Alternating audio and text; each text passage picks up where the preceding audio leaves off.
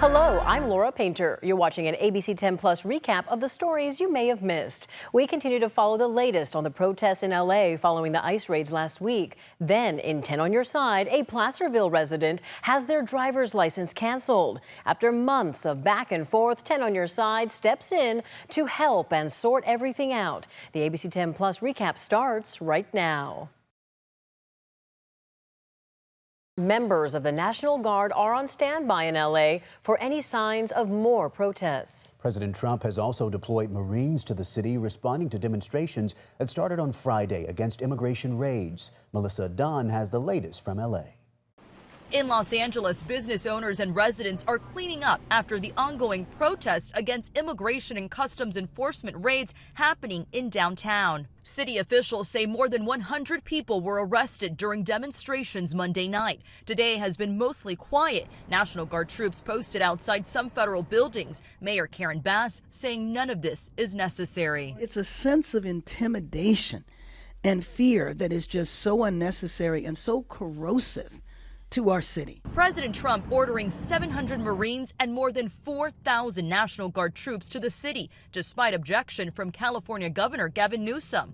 Newsom today filing an emergency motion to block what he calls an unlawful militarization of Los Angeles, asking the court to step in and stop the deployment, along with immigration enforcement. President Trump has called the governor incompetent, even saying Newsom should be arrested. House Speaker Mike Johnson going further, suggesting a harsher punishment for Newsom. I'm not going to give you legal analysis on whether Gavin Newsom should be arrested, but he ought to be tarred and feathered, I'll say that. Today, the president defended deploying the military. If we didn't get involved, right now, Los Angeles would be burning, just like it was burning a number of months ago with all the houses that were lost. Mayor Bass saying the violence is not as widespread as the president has suggested. The unrest that has happened are a few blocks within the downtown area. It is not all of downtown, and it is not all of the city. In Washington, angry Democrats blasted the troop deployments. Why are you sending war fighters to cities to interact with civilians? Every American citizen deserves to live in a community that's safe, and ICE agents need to be able to do their job. They're being attacked for doing their job, which is deporting illegal criminals. Hegseth told Congress that the deployment of these California National Guard troops plus the additional Marines could cost $134 million, and they could be deployed here for the next 60 days. Melissa Ott, ABC News, Los Angeles. And we've been streaming live images from the protests on the ABC 10 Plus TV streaming app, as well as each news conference from officials and lawmakers in California and Washington, D.C. The ABC 10 Plus TV streaming app is free to download on your TV. Tonight, we're hearing from immigration attorneys. They say ICE is detaining people who are trying to maneuver through the legal process of becoming a U.S. citizen. Yeah, they say people are being taken away from their families and treated like criminals, even though many of them don't have criminal convictions or arrests. But there are things they can do to protect themselves. ABC 10's Roxana Elias has the details. I have been practicing for about 10 years now, and I've never seen something like this. Immigration attorneys say it's alarming to see U.S. Immigration and Customs Enforcement detain people who are otherwise trying to follow the law. And on the court side of things, they're seeing a lot of issues with the denial of due process. The law says that they're afforded the protections of our Constitution, and when they are stripped of constitutional rights of due process, it should be alarming to everybody, regardless of what your political leanings are. Thomas Baker is an immigration attorney with Capital Gateway Immigration.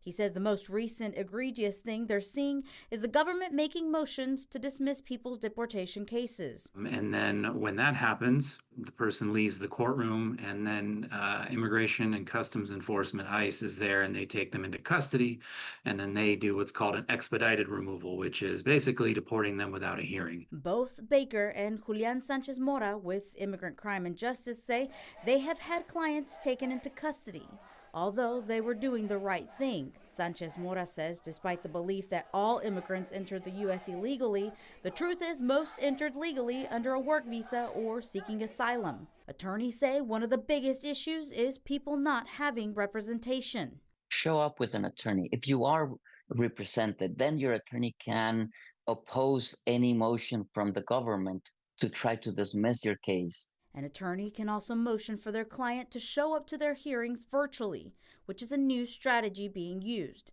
And although the most recent detentions are deterring people from showing up to court, attorneys strongly advise against it.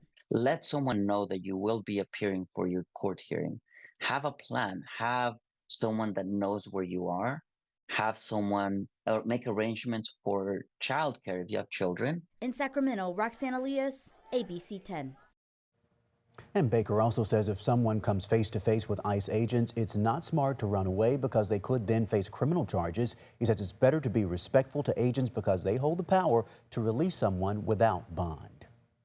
Well, let's turn to weather now and bring in meteorologist Brendan Minsheff. I know you've been tracking these kind of warm days and then the breeze comes in at night and we deal with fire concerns then. Oh, but that Delta breeze too, the rescue indeed. Every summer day, it's like that, right? It's one of the nice things about living in Sacramento is you get that Delta breeze. If you're out in the Delta, of course, you feel that too. But we always see in places further away from the Delta that things get quite a bit warmer. We made it to 85 in Sacramento today, but other places topped out in the 90s. 93 in Marysville, 94 in Oroville, 94 in Stockton, 92 in Modesto for highs. But check this out as we look at current temperatures. Look how much cooler things are already. 82 in Sacramento, 92 Stockton, 82 in Elk Grove, 88 up in Colusa, 89 Vacaville, even mid-80s in the foothills right now. Temperatures across the valley a little bit cooler than this time yesterday by just a couple degrees, but in Sacramento about 4 degrees cooler than this time yesterday. We've got a much stronger Delta breeze right now. Sustained winds 10 to 15 miles per hour across the valley, about 20 miles per hour out in the Delta. But then when we look at those wind gusts, we're seeing wind gusts of 20 to almost 25 miles per hour across the valley, 30 miles per hour out through the Delta. So that is that cooling wind, right? That ocean cooled air coming on in as we look at downtown. 82 right now in Sacramento through the next few hours. By about 7 o'clock, we'll be 77 degrees, low 70s by 8 o'clock and in the 60s for the rest of the evening. Wednesday morning starting off in the mid-50s, mild, a little bit breezy, as has been the case the last several nights. We'll top out tomorrow in those mid to upper 80s. And in fact, 87 degrees is the average high in Sacramento for tomorrow. So we're right where we should be. Foothills in the 80s, low to upper 80s, some places in the low 90s tomorrow, mid to upper 70s in the high country. Out in the Bay Area, 60s and then 70s as you work your way inland, 80s on the other side of the coastal range across the valley. Looking at those low 90s, especially in the San Joaquin Valley, closer to Sacramento. We're in those upper 80s to low 90s. I've got 87 in Sacramento. Tomorrow, much of the metro area in the mid to upper 80s. Again, right where we should be for the time of year. As we look at the next 3 days, we're going to stay near 90 as we head through the rest of this work week. And then through the weekend, we've even got some mid-80s for Saturday. A little warmer for Father's Day, but the heat does build next week. In fact, I've got some triple digits back on the 10-day. So if we're celebrating Dad this weekend, Saturday might be the day to get out there and do those outdoor activities. Yeah, but neither day is going to be too bad, especially with the Delta breeze in the evening. Oh, we like that. And if Dad's a fan of the heat, all right, it's a win-win. Brendan, thank you.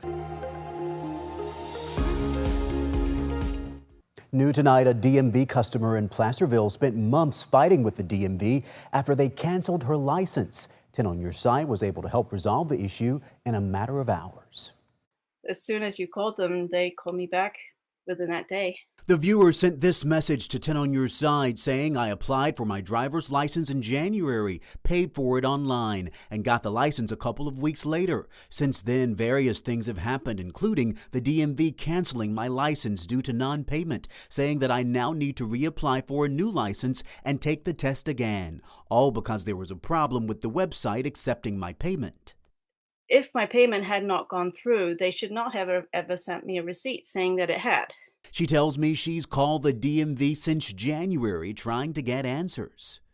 I've been calling like nonstop since the first day I got the letter, trying to figure out what went wrong. 10 on Your Side called, and the DMV admits they recognize the inconvenience this situation has caused. Once the issue was brought to our attention, a team member contacted the customer and began the process of clearing the license suspension. A discrepancy involving a dishonored check was identified with the customer's payment.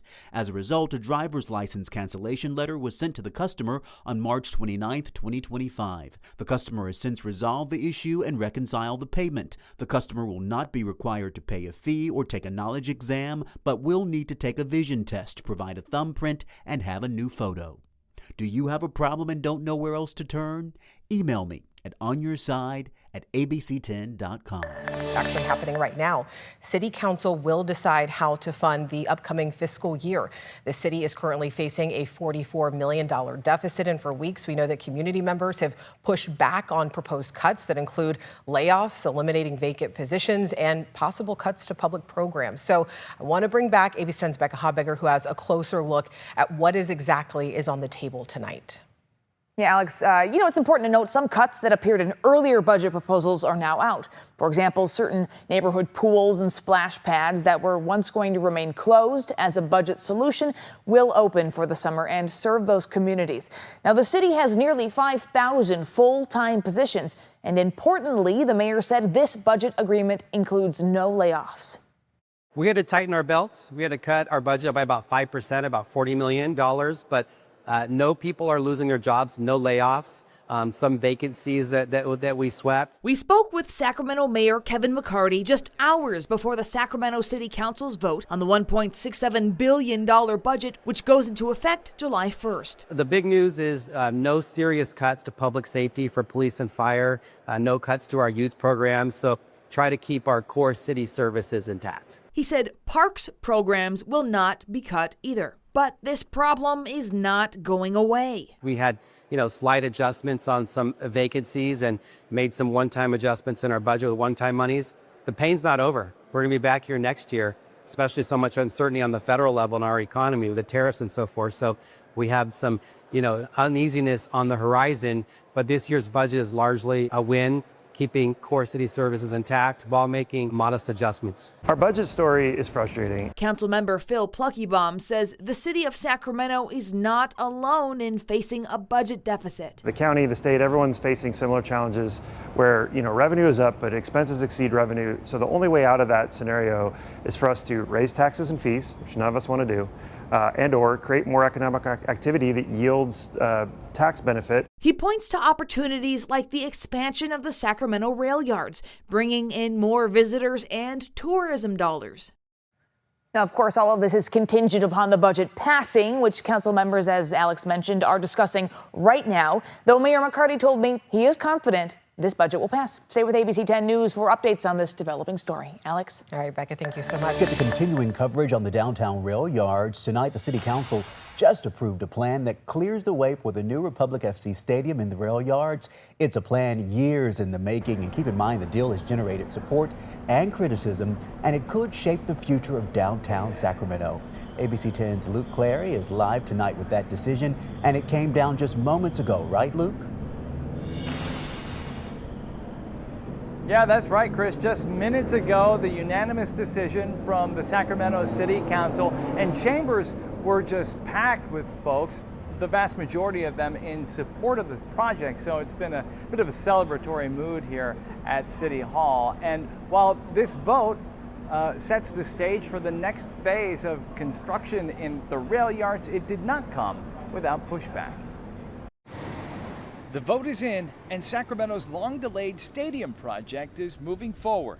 City Council approved the $92 million infrastructure deal using future tax revenue to reimburse developers for streets, parks, and utilities in the rail yards, not the stadium itself. That will be privately funded by Wilton Rancheria, which owns a majority stake in Republic FC. Councilmember Phil Pluckybaum represents the downtown district. This is exactly the kind of investment the city's looking for.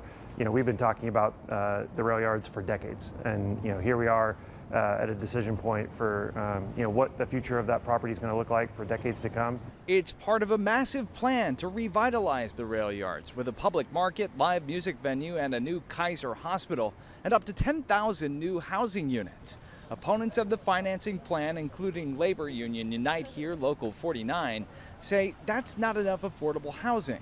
We have a housing crisis in Sacramento. I represent folks who work here in Sacramento as cooks, as dishwashers, as housekeepers. They're struggling to survive.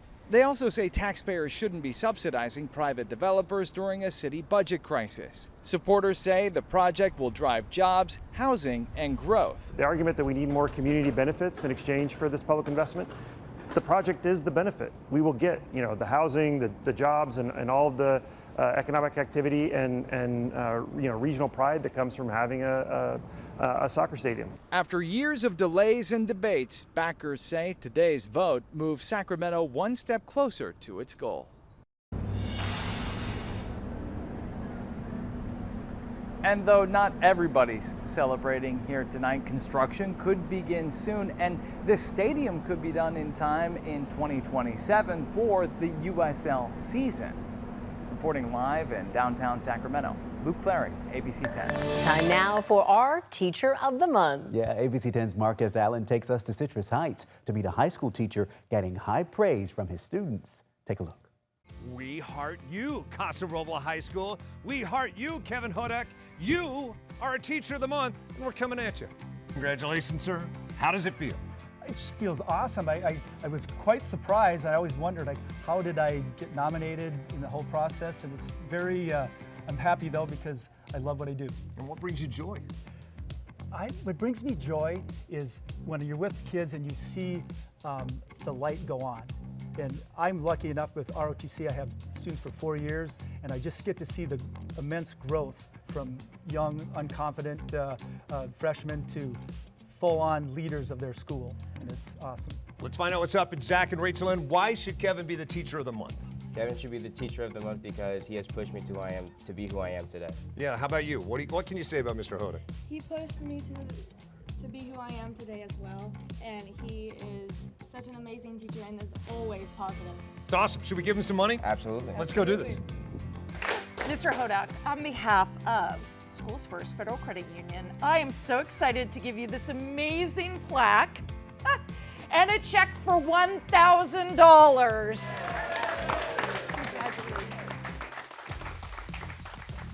Way to go! You can nominate an ABC10 Teacher of the Month at abc10.com/Teacher of the Month. Oh, thanks so much for watching this ABC10 Plus recap. We're here 24/7 on the free ABC10 Plus TV streaming app. You can get your local news and weather anytime, anywhere. I'm Laura Painter. Take care. I'll see you next time. We are in day one of a weather impact alert. Tracking a couple big weather impacts, including a red flag warning and big heat developing.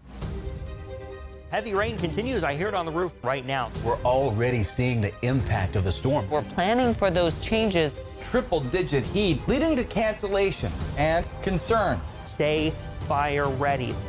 On Weather Impact Alert Days, stream extended coverage on ABC 10 Plus.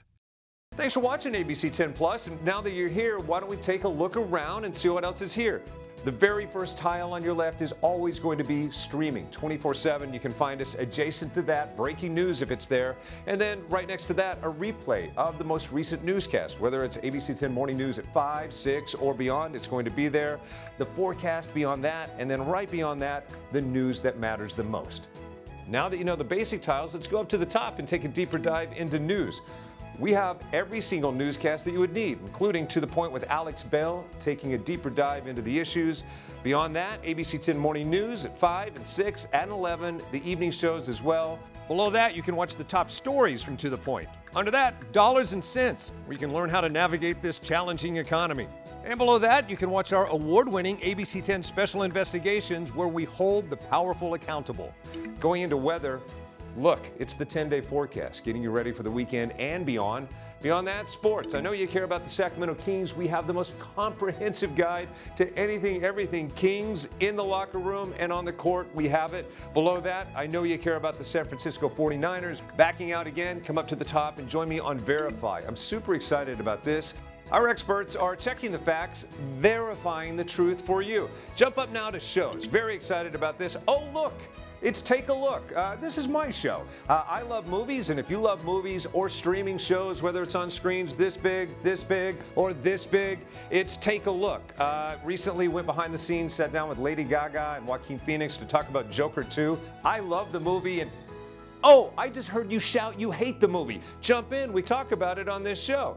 Other shows, Bartell's Backroads, go up and down the state of California, tank of gas getaways, one fuel cell getaway, like places like the Toy Museum.